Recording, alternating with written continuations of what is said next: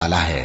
نون، قلم کی اور جو کچھ لکھنے والے لکھتے ہیں اس کی قسم کہ اے پیغمبر صلی اللہ علیہ وآلہ وسلم، تم اپنے پروردگار کے فضل سے دیوانے نہیں ہو، اور بے شک تمہارے لیے بے انتہا اجر ہے، اور یقیناً تم اخلاق کے اعلی مرتبے پر ہو۔ سو ان قریب تم بھی دیکھ لو گے اور یہ کافر بھی دیکھ لیں گے کہ تم میں سے کون دیوانہ ہے۔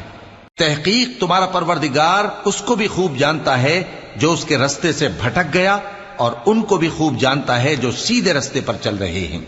تو تم جھٹلانے والوں کا کہا نہ ماننا۔